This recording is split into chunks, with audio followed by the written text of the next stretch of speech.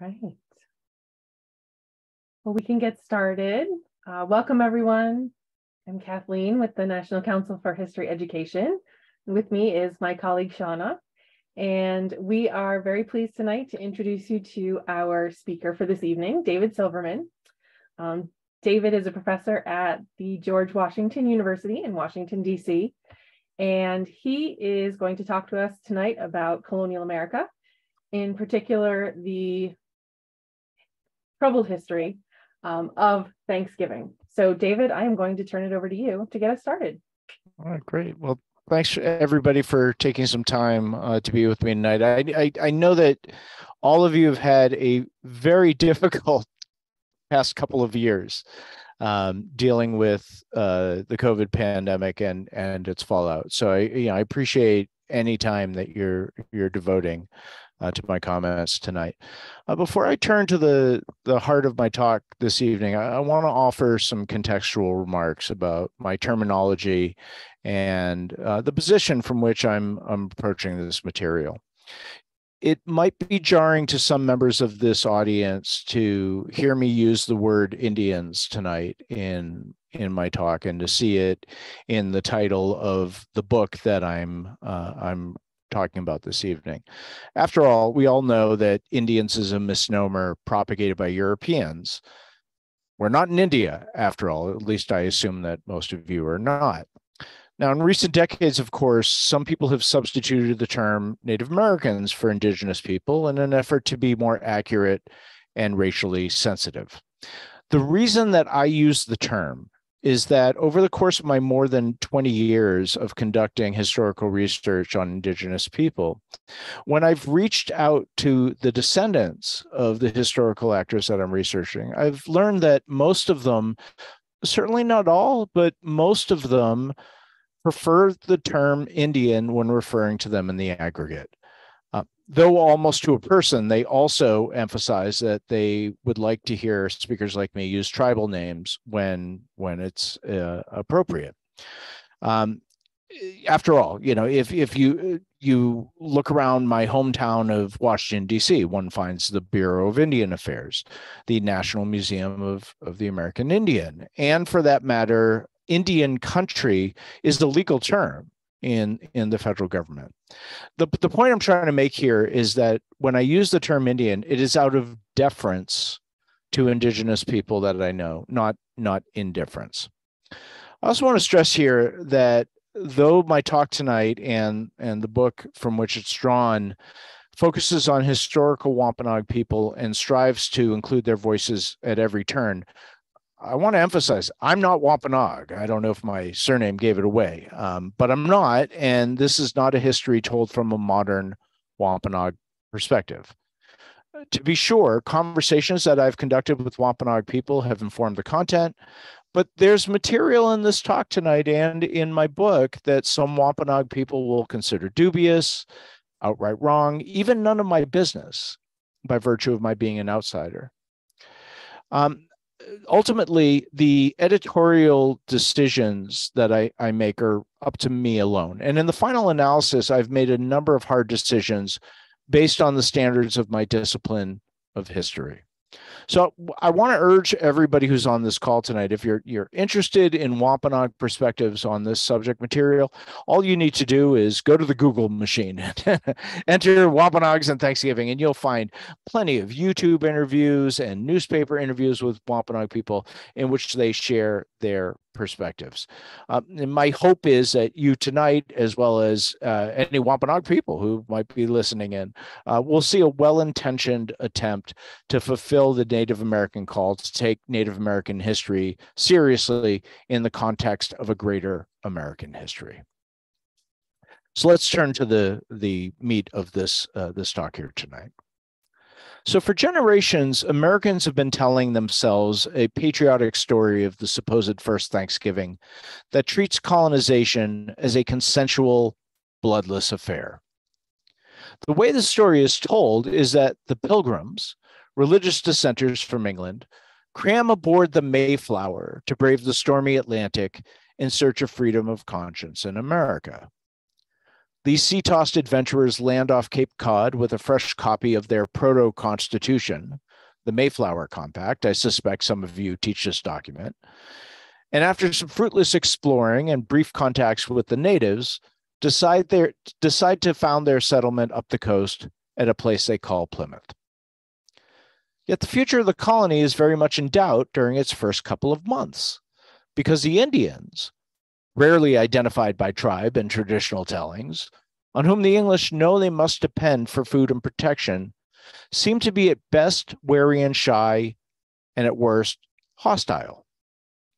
However, the story goes, eventually the natives reach out to the newcomers through the interpreters Samoset and Squanto.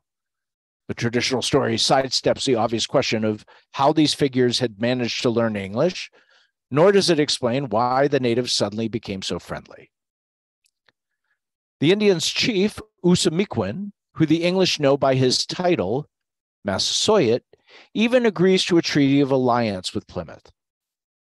Over the spring and the summer, the natives feed the pilgrims, teach them how to plant corn and where to fish, whereupon the colony finally begins to thrive. And that fall, the two parties seal their friendship with the famous First Thanksgiving. The peace that follows supposedly permitted colonial New England, and by extension, modern America, to become blessed seats of freedom, democracy, Christianity, and plenty. As for what happens to the Indians next, this story has nothing to say. The Indians' legacy in traditional tellings of the first Thanksgiving is to present America as a gift to white people, or in other words, to concede to colonialism. Like Pocahontas or Sacagawea, among the other famous Indians of early American history, they helped the colonizers and then move off stage. The Wampanoags of what is now southeastern Massachusetts, who are the Indians in this drama, have long contended that this tale is not history, but a myth that sugarcoats the viciousness of colonialism for indigenous people. So my book and this talk tonight reckons with this uncomfortable assertion and its implications. For instance, in traditional accounts of Thanksgiving, the pilgrims step onto Plymouth Rock and into a new world or wilderness, when in fact, human civilization in the Americas was every bit as rich and ancient as in Europe. History did not begin for the Wampanoags with the arrival of the Mayflower. They already had a dynamic past, countless generations old, that shaped who they were and what they did. In other words, they inhabited not a new world, but an old world. And the so-called wilderness in which the English arrived was full of villages, roads, cornfields, historic monuments, cemeteries, and forests cleared of underbrush, all by native design. And you can see what I'm talking about in this illustration here, which is a drawing of the Wampanoag community of Patuxet by the French explorer Samuel de Champlain.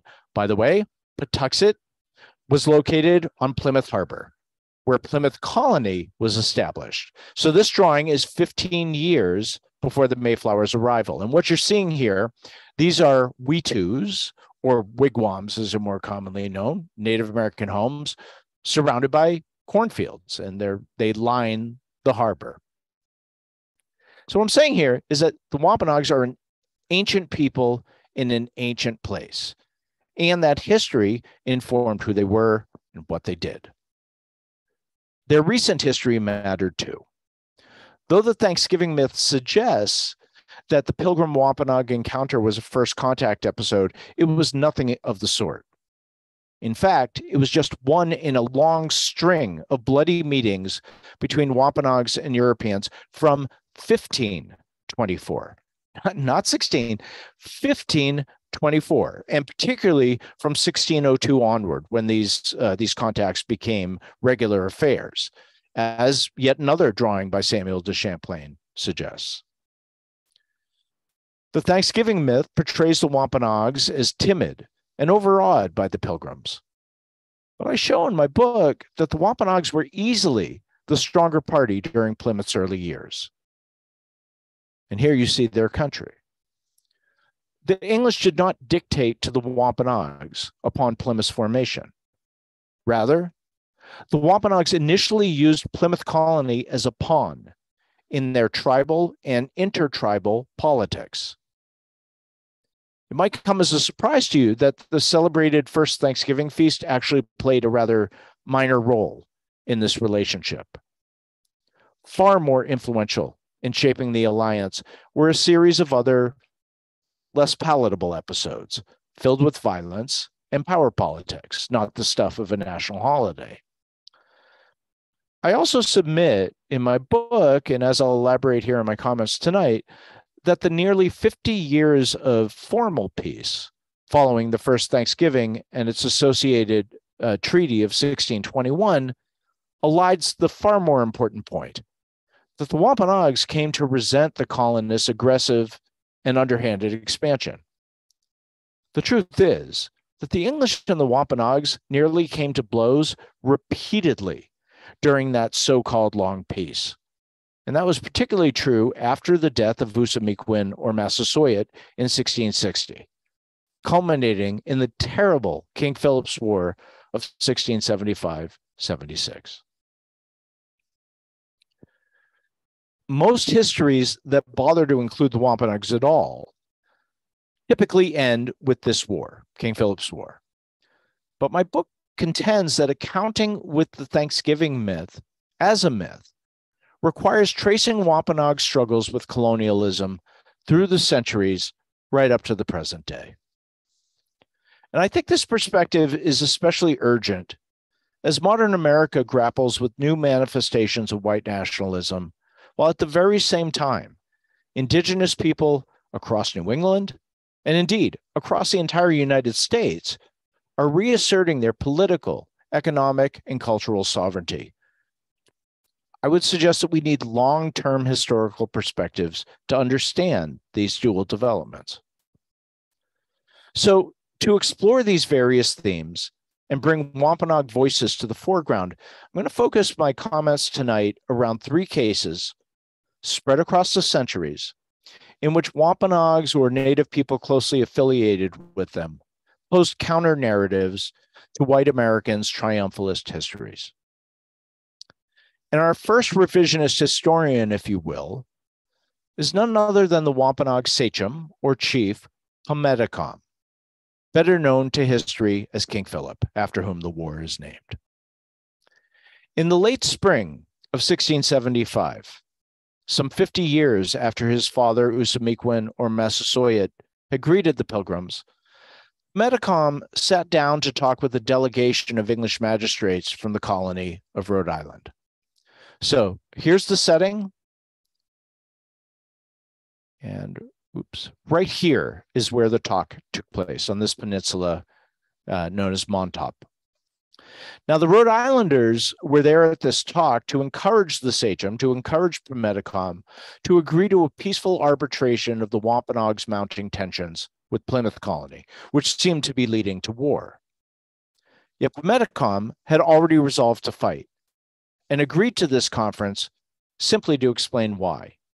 Fortunately for us, the Lieutenant Governor of Rhode Island, John Easton, recorded his comments. So let's consider what he said that day. Plymouth said that he viewed the history of English-Wampanoag relations as little more than the colonists' failure to live up to the promise of the 1621 alliance. He recalled that when the Pilgrims first landed at Plymouth 55 years earlier, his father, Ousamequin, and I quote here, was as a great man, and the English as a little child. And here you see Ousamequin's mark. Plymouth contended that Ousamequin could have easily wiped out the infant colony if he had wished. Instead, he held back its many native enemies, fed the starving colonists, and granted them ample tracts of land.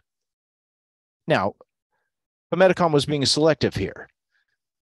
He conveniently left out that his father had made this choice less out of altruism than a desperate need for allies. Fact is that the Wampanoags had been hobbled by an epidemic disease introduced by a European explorer that ravaged them between the years 1616 and 1619. So in other words, in the few years before the arrival of the Mayflower. So they were weak, they were depopulated, and they were desperate. Metacom also overlooked his father's desire to become the point man in trade with the English in order to consolidate his authority over this frayed Wampanoag polity. But generally speaking, Metacom was correct that Plymouth would have become yet another English lost colony in the same vein as Roanoke had it not been for Wampanoag largesse. And how did Plymouth show its gratitude? Decades later, now that it had become the great man and the Wampanoags the little child.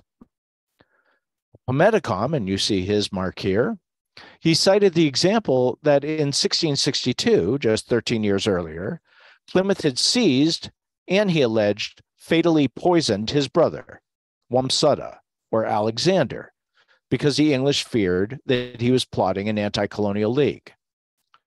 More recently, the English had used the testimony of some Christian Indians to arrest, try, and execute several of Metacom's men for the supposed murder of another Christian Indian, John Sachem, who had been leaking Wampanoag intelligence to colonial authorities. To Metacom, Plymouth's execution of the supposed Sachem murderers and its presumed assassination of Wamsutta were bad enough as discrete events. But worse still was that these outrages crystallized a vast array of English wrongs.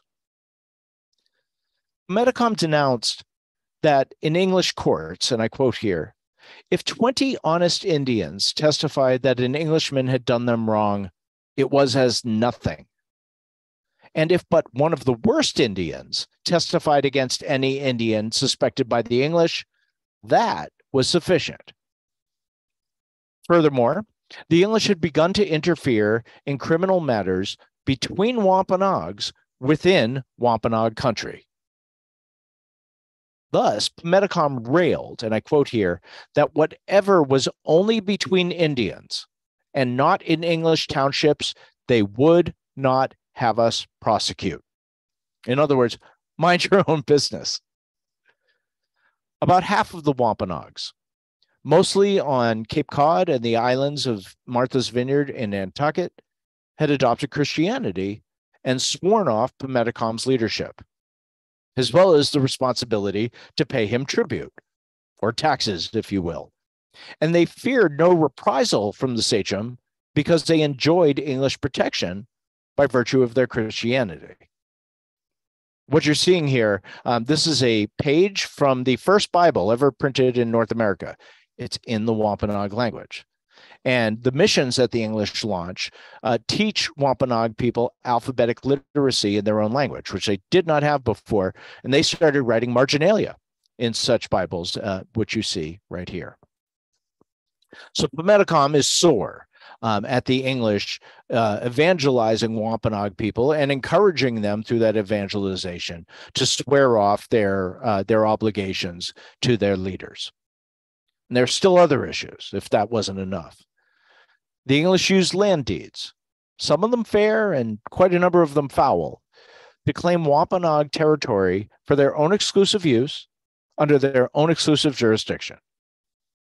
Well, this ran contrary to the Wampanoags' expectation that their land sales merely conveyed permission for the English to settle among them and to adhere to Wampanoag rules.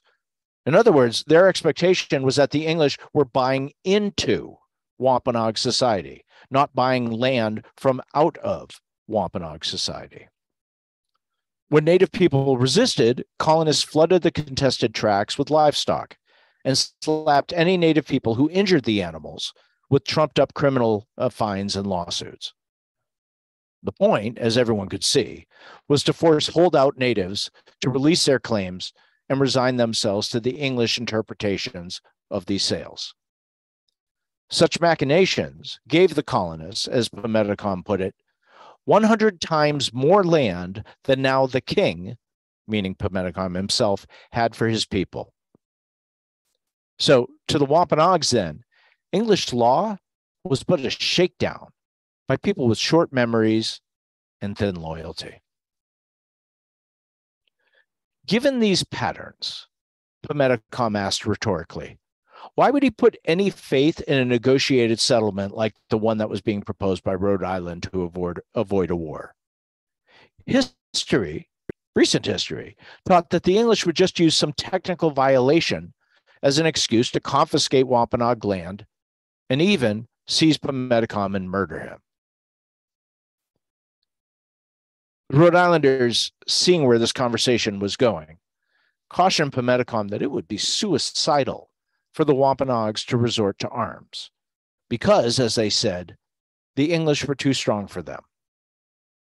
Well, in that case, the sachem retorted, and I quote here, that the English should do to them, the Wampanoags, as they did when they were too strong for the English. In other words, what he was doing here is calling on the colonists to assume the role of the great man by acting with generosity, restraint, and justice toward the Wampanoags, just as Ousamequin had treated them 55 years earlier. And that's where this conference ended, because everyone who was participating in it knew this wish was futile. Just days later, Pimedicom led a Wampanoag force against nearby English towns, prompting a war that would engulf the entire region and ultimately break the back of native power in southern New England. This horrific war is the most basic feature of Wampanoag-English relations that the Thanksgiving myth studiously ignores. Initially, Wampanoag resistance fighters got the best of it by repeatedly sacking exposed English settlements and ambushing troops on the march. Furthermore, soon they had the support of the Nipmucks, the Narragansetts, and the Pecumtucks and Stokokis, whom the colonists turned from neutrals into enemies by confiscating their arms and otherwise antagonizing them when they had provoked the colonists not at all. The English made things even worse for themselves by treating the thousands of Christian Indians who had pledged fealty to the colonies as wolves in sheep's clothing. Massachusetts and Plymouth herded the Christian Indians into island concentration camps, like Deer Island here in Massachusetts Bay, where the people suffered malnutrition and exposure. The warring Indians took advantage of these colonial missteps to accumulate victories in which they claimed the lives of upwards of 3,000 Englishmen, destroyed 16 colonial towns, burnt them to the ground, and slaughtered over 800 head of cattle. Eventually, however, the resistance collapsed, largely, not entirely, but largely, because other native people threw in their lot with the English. So what I'd like you to do here is focus on this area right here. So we're just to the east of the Hudson River. I'm going to close in on that area now. So in February 1676, the Mohawks of the Five Nations Iroquois are located over here on the map. So the Mohawks, as a gesture to the young English colony of New York, drove Pimedicom's winter camp away from Dutch and French gun markets on the Hudson River and eastward, back into the teeth of colonial New England forces. So pushing them this direction. Also lying in wait among the English were the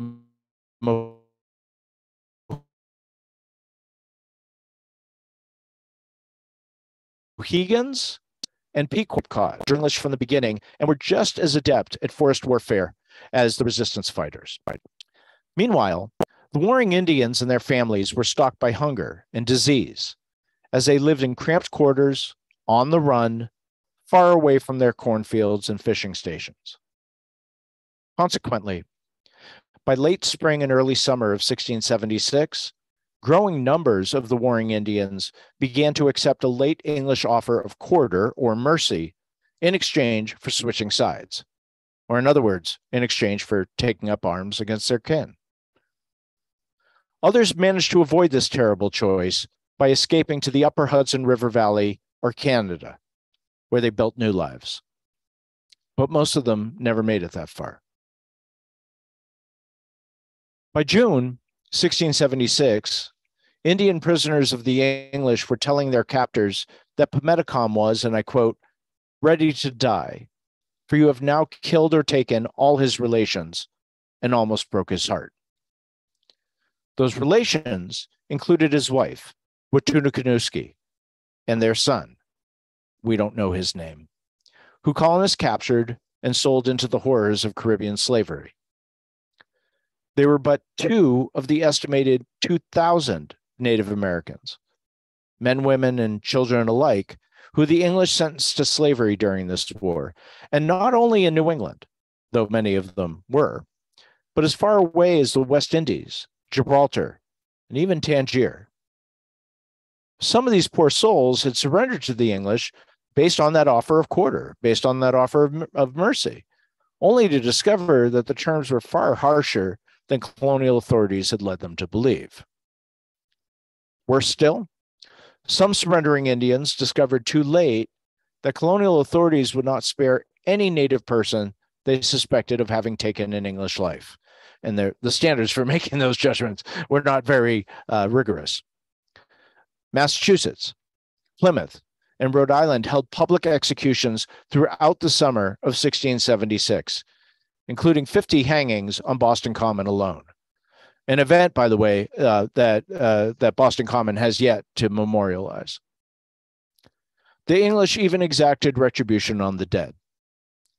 On August 6, 1676, colonial forces discovered the drowned body of Weetamoo, a female sachem or chief and war leader, and the sister of Plymouth's wife. Authorities ordered her head to be severed and piked next to a holding pen full of Wampanoag prisoners. Those prisoners, according to the colonists' own accounts, and I quote, made a most horrid and diabolical lamentation, crying out, it was their queen's head. A few days after this incident, Plymouth was dead too, shot down by a Christian Indian, who the English called alderman. Filled with a vengeful spirit, Captain Benjamin Church had the sachem dismembered and his head sent to Plymouth.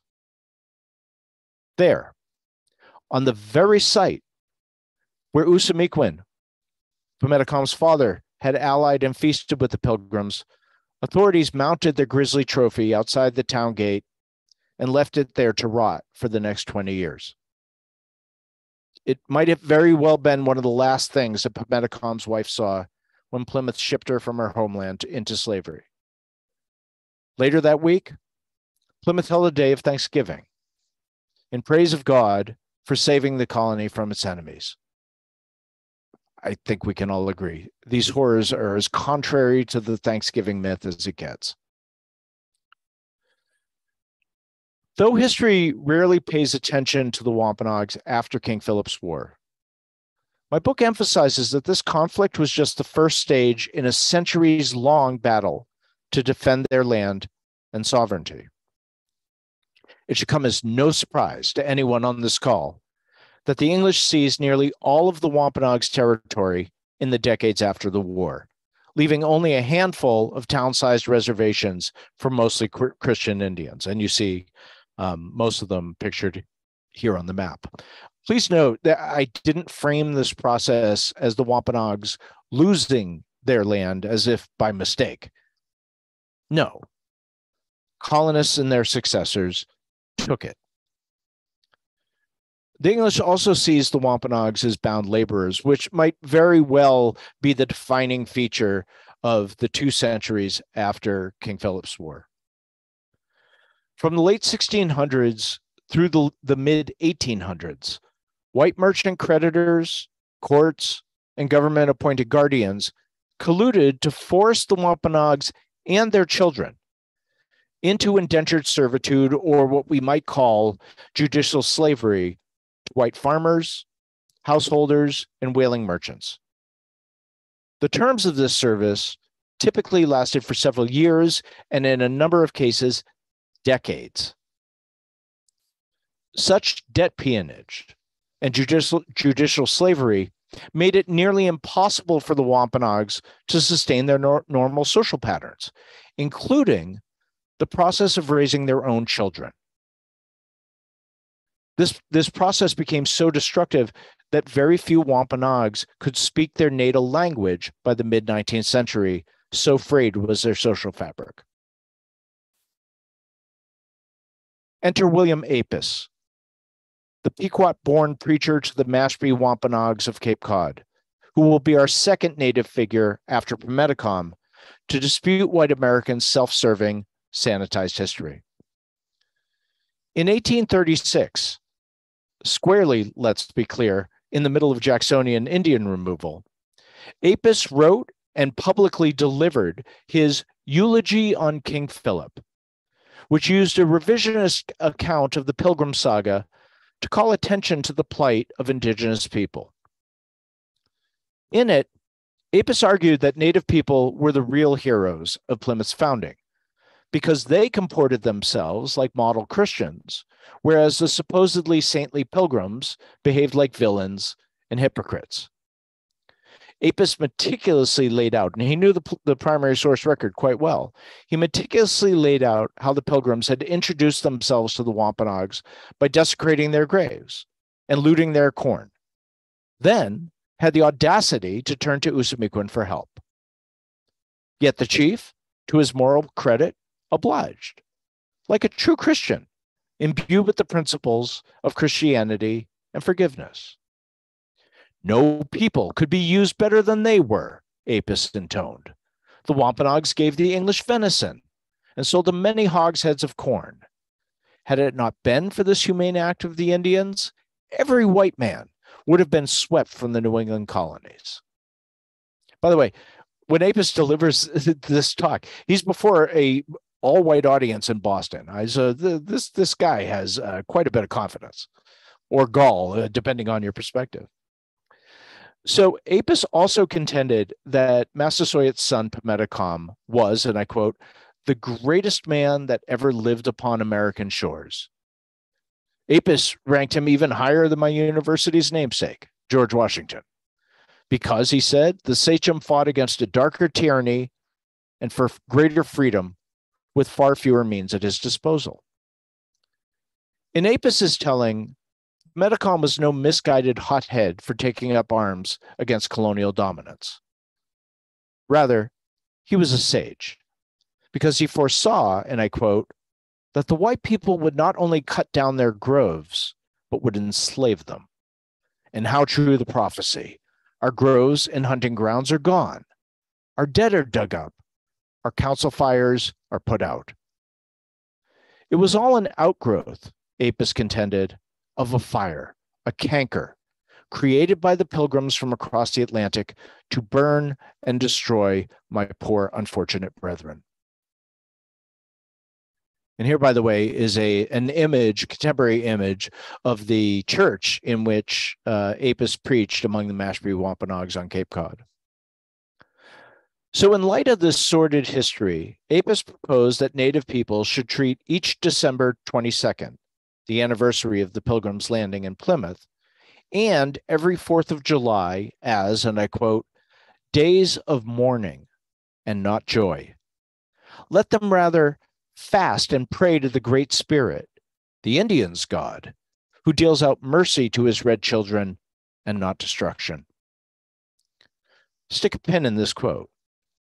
This call by Apis for Native people to commemorate that they bore the burden of white America's triumphs would continue to resonate with the Wampanoags long after he was gone. Less than 40 years later, in the late 1860s and early 1870s, the Commonwealth of Massachusetts addressed the stubborn refusal of the Wampanoags to disappear by dissolving their reservations of Mashpee, Herring Pond, right up here, Gayhead, Chappaquiddick, Christiantown, and others. In this process, the state divided the common lands of these places into private property tracts, subjected those tracts to taxation and confiscation for debt, and then declared the inhabitants to be full-fledged citizens and no longer Indians, as if the two were antithetical. White officials congratulated themselves that in their magnanimity, they had bestowed legal equality on Indians, just as New Englanders were pressuring white Southerners to do with black freedmen and women under Reconstruction. They refused to listen to the Wampanoags that they didn't want to become citizens. Wampanoags who protested that this supposed gift of citizenship was rather a Trojan horse to rob them of their remaining lands and force them to scatter. And that was indeed the point. White proponents of this measure, at their more honest moments, admitted that they considered the Wampanoags to be too racially intermixed to be classified as Indians any longer, and that in any case, it was the fate of Indians to vanish, so best to get it going. Over the next century, Americans did everything they could to make that supposedly natural process occur, including reducing Native people to romantic bit parts in the country's history, as exemplified by the Thanksgiving myth. Now, let me emphasize here, throughout the colonial era, so throughout the 1600s, the 1700s, into the 1800s, Thanksgiving had no association whatsoever with Pilgrims and Indians. The link between the holiday and that history, if you will, appears to date to 1841, when the Reverend Alexander Young published one of the two primary source accounts of a 1621 harvest feast hosted by Plymouth Colony and attended by neighboring Wampanoags. And here you see it. As you'll see, it's not very long. Now, to this account, Young added an influential footnote. You'll see it right here. And trust me, as a historian, there aren't a lot of influential footnotes out there, but this is one of them. And it read, "This was the first Thanksgiving, the harvest festival of New England." Well, over the next 50 years, various authors, artists, and lecturers, John Quincy Adams among them, disseminated Young's idea until Americans took it for granted. Predictably, New Englanders were the first Americans to tout the Pilgrims as national founders and their dinner with Indians as a template for Thanksgiving. For the rest of the country to go along, the nation first had to subjugate the tribes of the Great Plains and Far West. Only then could white people as a nation stop vilifying Indians as bloodthirsty savages and give them an unthreatening role in a national myth. Pilgrim Saga also took hold when it did because it was useful in the nation's culture wars. It was no coincidence that the Pilgrims emerged as founding fathers amid widespread Protestant anxiety that the United States was being overrun by Catholic and then later Jewish and Christian Orthodox immigrants, supposedly unappreciative of the country's Protestant democratic origins and values. Additionally, treating the Pilgrims as the epitome of colonial America served to minimize the country's record of racial oppression, past and present. Better to highlight the Pilgrims' religious and democratic principles, rather than the Indian wars and slavery more typical of colonies, including in New England. Through such means, Northeasterners could define the so-called Black and Indian problems as Southern and Western exceptions to an otherwise inspiring national heritage.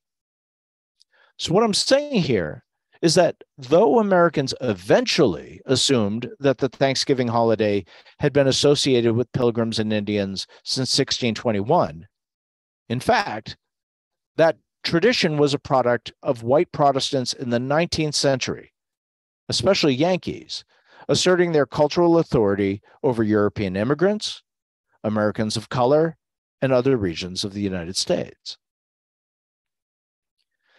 This invention became tradition by the early 20th century and has remained so, in no small part, through American schools holding annual Thanksgiving pageants, in which students dress up as pilgrims and Indians to reenact the first Thanksgiving.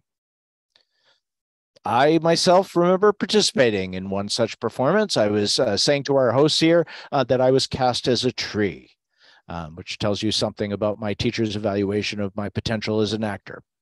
But what I also recall from this Thanksgiving pageant is that we as a class sang "My Country, 'Tis of Thee," praising America as a sweet land of liberty and the Pilgrims as my fathers. The point of this exercise was to have a diverse group of school children learn about who we as Americans are, or at least who we're supposed to be. Even students from ethnic backgrounds would be instilled with the principles of representative government, liberty, and Christianity, while learning to identify with English colonists from hundreds of years ago as fellow white people, leaving Native people outside the category of my fathers also carried important lessons. It was yet another reminder about which race ran the country and whose values mattered. And lest we dismiss the impact of these messages, let's consider the experience of a young Wampanoag woman who told me that when she was in grade school, the lone Indian in her class, her teacher cast her as Chief Massasoit in one of these pageants, and then had her sing, "This land is your land. This land is my land." At the time, she was just embarrassed, but now, as an adult, she sees the cruel irony in it. Other Wampanoags tell of their parents objecting to these lessons and these pageants and history lessons that the New England Indians were all gone, only to have school officials question their claims to be Indian. Authentic Indians were supposed to be primitive relics, unchanged from 1492, not modern people. So what were they doing in school? Speaking English, wearing contemporary clothing, and returning home to framed houses and driving cars and the like. By 1970, Frank James, the third in our sequence of Native revisionist historians, had reached the limits of his patience with this nonsense. James was born and raised in the community of Aquina, or Gayhead on Martha's Vineyard, which had long ranked as one of the poorest communities in Massachusetts. Nevertheless, James grew up determined to succeed and represent his people. As a teenager, he even adopted the Wampanoag name Wamsutta, after the eldest son of Ousamequin, who had preceded Pametacom in calling on the Wampanoags to resist colonialism. This is the brother who Pametacom thought the English had poisoned. James's inner drive carried him all the way to the New England Conservatory in Boston, where he studied trumpet, and then to the Nauset Public Schools on Cape Cod, where he became director of music. Yet his passion was political activism and the study of Wampanoag history, because he understood, as we all do, that knowing the past was and is critical to reforming the present.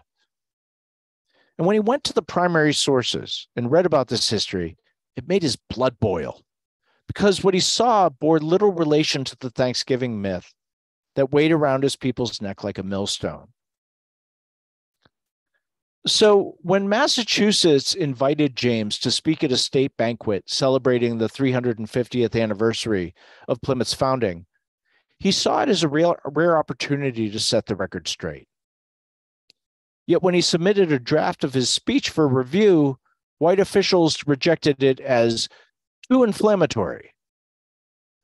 James, for his part, found an alternative script drawn up by the state to be so, and I quote, childish and untrue, that he pulled out of the event altogether. Instead, he drew up plans for a commemoration where there would be no censors. Inspired by the Red Power movement for indigenous rights and justice, James organized what he called a National Day of Mourning. Remember that phrase? To be held on Thanksgiving Day, 1970, at the site of the Massasoit statue overlooking Plymouth Rock. In choosing this name, James hearkened not only to national days of mourning held after the assassinations of John F. Kennedy and Martin Luther King. He also reached back to William Apis's eulogy on King Philip. And like Apis incarnate, and I strongly suspect that James had read Apis, when James's moment came, he rose up before protesters from all across Indian country, media, and onlookers, and delivered that inflammatory speech that Massachusetts had tried to suppress. He began with the poignant assertion that he had the right to the dignity of his humanity, despite society's efforts to diminish him and his people. I speak to you as a man, he stressed, a Wampanoag man. I'm a proud man, proud of my ancestry, my accomplishments won by strict parental direction, despite his family and community suffering, and I quote again, poverty and discrimination, two social and economic diseases. He acknowledged to his white listeners, and there were many of them, that Thanksgiving, and I quote, is a time of celebration for you, celebrating the beginnings of the white man in America. For James and the Wampanoags, however, the day had doleful implications. It is with a heavy heart, he explained, that I look back on what happened to my people. And like Apis, James then went on to tell a history of English Wampanoag relations that turned the bedtime story of Thanksgiving into a nightmare. His conclusion was that Ousamequin's welcome of the Pilgrims, quote, was perhaps our biggest mistake. We, the Wampanoags, welcomed you, the white man, with open arms, little knowing that it would be the beginning of the end, that before 50 years were to pass, the Wampanoag would no longer be a free people. James, like Plymouth and Apis before him, the moral of the first Thanksgiving was that the English and their white successors had betrayed the Wampanoags who befriended them in their time of need. And this is the message that has rung through subsequent national days of mourning, which the United American Indians of New England have continued to hold each Thanksgiving right up to this very day. The question for all of us, I think, was and is how to move forward. James's answer was to confront this history, including the fact, as he put it, that the Wampanoags still walk the lands of Massachusetts. James also urged his fellow Americans to consider Native people as worthy of the same respect as everyone else. Let us remember, he counseled, the Indian is and was as human as the white man. The Indian feels pain, gets hurt, and becomes defensive, has dreams, bears tragedies, suffers from loneliness, needs to cry as well as laugh. If the American people followed his counsel to extend their native countrymen and women basic compassion and understanding, it would make Thanksgiving Day 1970 a beginning toward what James called a more humane America, a more Indian America, in which Native people could, and I quote, regain the position in this country that is rightfully ours. There are so many reasons, I think, for Americans to follow James's lead and attempt to tell the history of Plymouth and Thanksgiving with three-dimensional Wampanoag people at the center. Thanksgiving eclipses Columbus Day as a focal point for considering the Native American role in our nation's past. It's bad enough to have gotten the story so wrong for so long. It's downright inexcusable to continue the annual tradition of having teachers, politicians, and television producers traffic in the Thanksgiving myth, and residential homes and shopping centers sport decorations of happy pilgrims and Indians making friends. These practices dismiss Native peoples' very real historical traumas at white hands in favor of depicting their ancestors as having consented to colonialism, as having consented to their own displacement. Call the consequences harmless is to ignore the chorus of Native Americans, our fellow Americans, who say the hurt is profound, particularly to their children. This population, I think we can all agree, has already suffered far more than its fair share in the creation of the United States. I think it's worth noting here, too, that Native Americans have contributed disproportionately to the United States military in every single one of the nation's wars from the Revolution moving forward. In a pluralistic country, I think it's morally unacceptable to allow the celebration of a national holiday to damage any part of the nation's people, never mind the first people, or for that matter, all the people. There's been precious little, indeed no, public reflection about how the Thanksgiving myth teaches white proprietorship of the nation.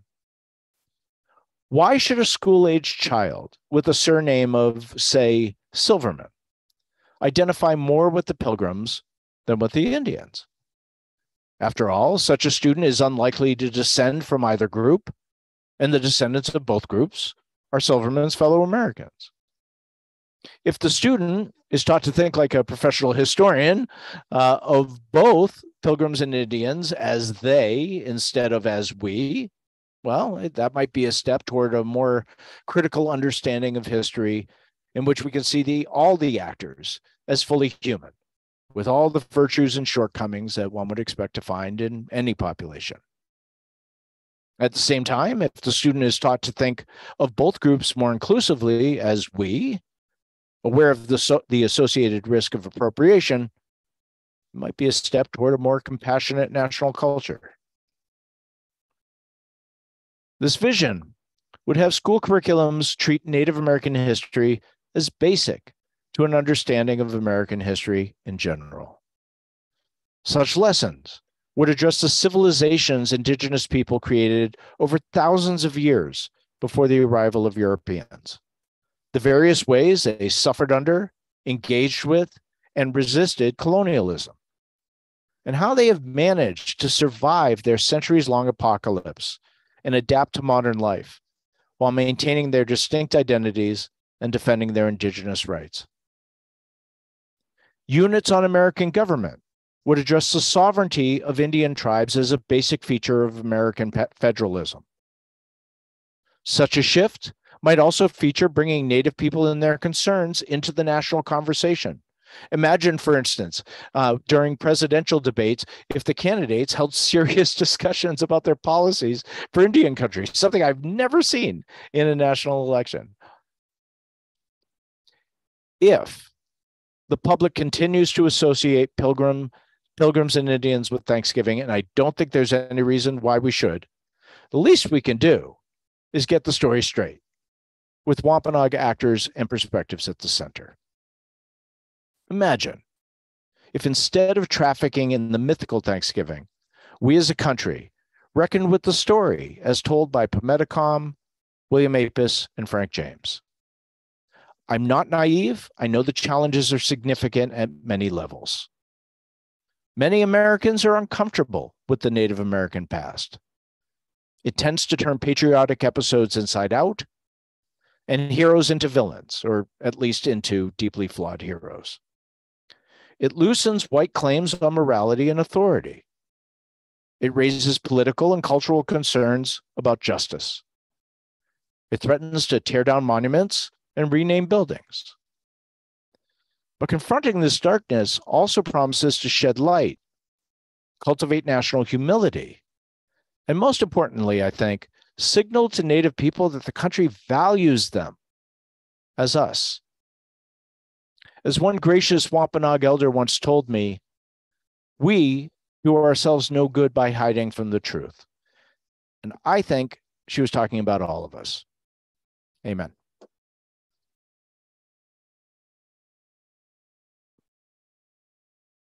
I welcome your comments, your questions, your critiques. Please don't hold back. We did have a question from earlier in the chat asking if you were by any chance a descendant of the Pilgrims. No, I don't descend from either group. I meet fairly regularly with the descendants of both groups. And, I must say, one of the more heartening things that I've seen in my travels in public history is how frequently Mayflower descendants, who are a proud genealogical society, meet with Wampanoag people and have frank discussions with them about this difficult history. And, let me tell you, at this moment where everyone seems to be shouting at each other rather than listening, and come into these conversations with their preconceived notions. When you see Mayflower descendants and Wampanoag people breaking bread together and listening to one another, it gives you hope.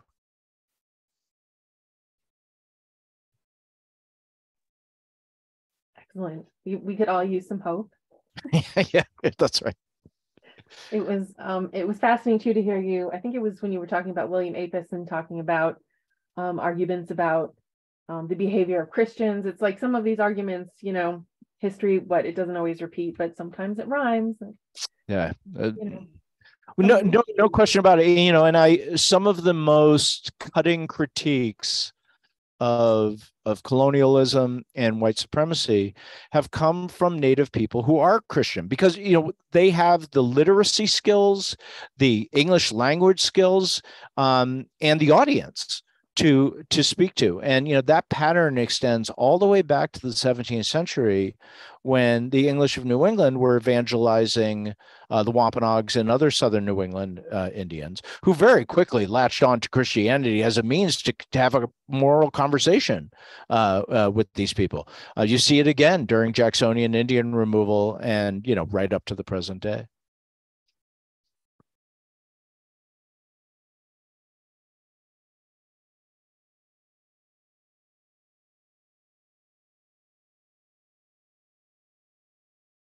Please don't hesitate. I don't bite.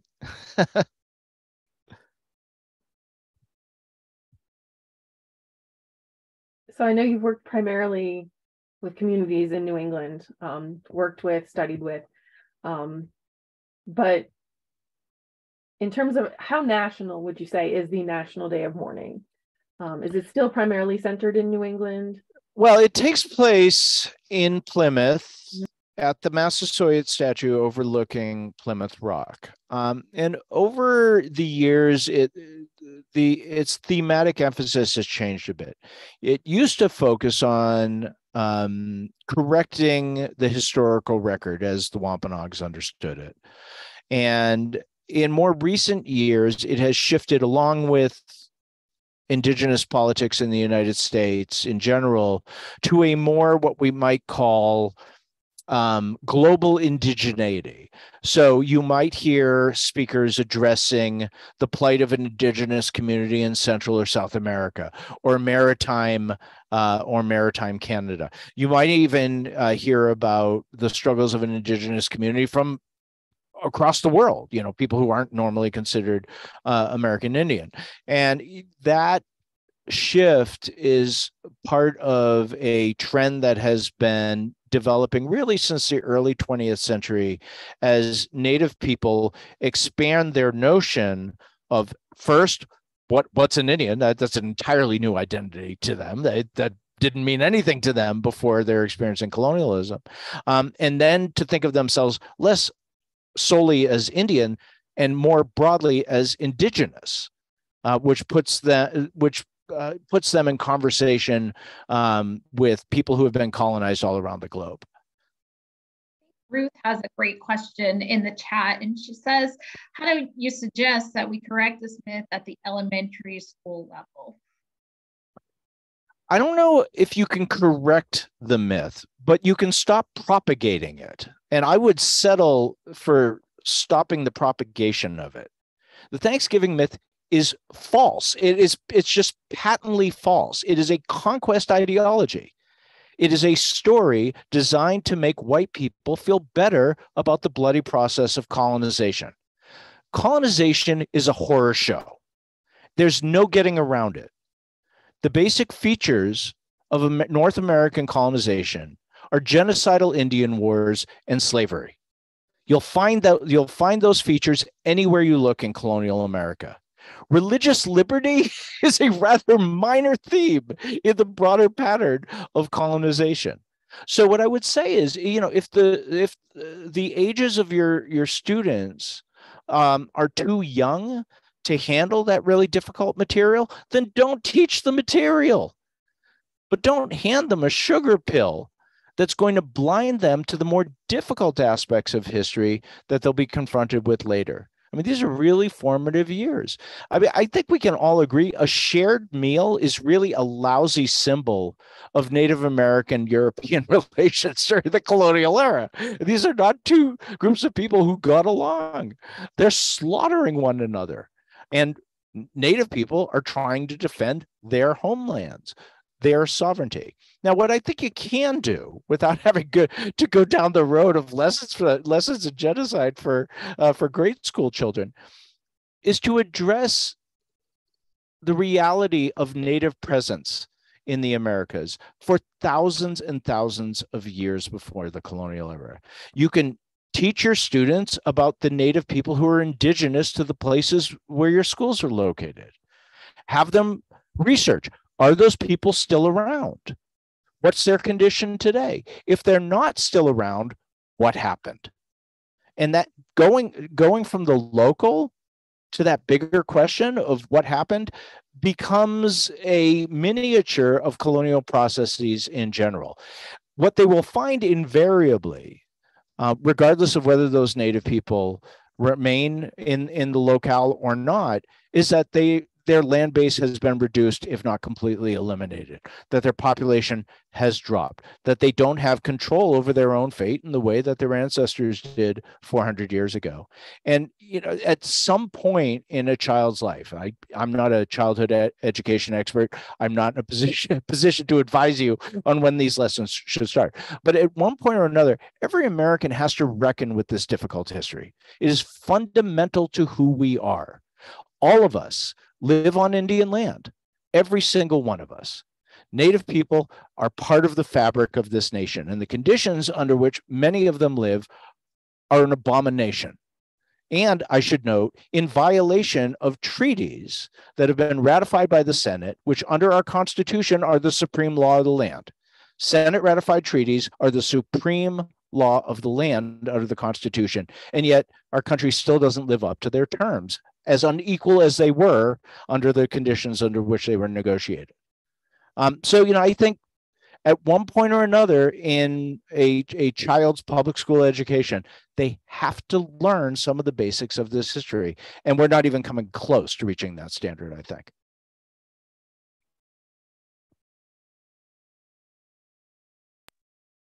Well, one of our colleagues posted, Laura, in the chat, that St. Augustine, Florida has a similar Thanksgiving story. Yep. Yeah, everybody's vying. Everyone's vying for the title of the first Thanksgiving.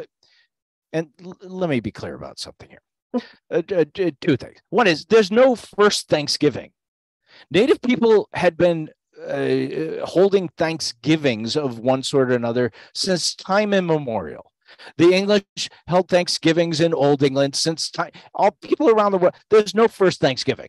So forget it. You're not going to find the first Thanksgiving. Let me also be clear about what I'm arguing here. I am not calling for canceling Thanksgiving. I am not declaring war on Thanksgiving. What I love Thanksgiving. It's my favorite holiday. Who could object to getting together with family and friends and offering thanks for what's good in our lives? Let's keep it going. Let's do it more often, in fact. What I'm saying is let us not attach a false and damaging history to that holiday. Indeed, for most of the history of American Thanksgivings, Americans didn't attach Pilgrims and Indians to the holiday. It is a fairly recent development. So if you want to hold a traditional Thanksgiving, get rid of the Pilgrims and Indians. That's what's traditional.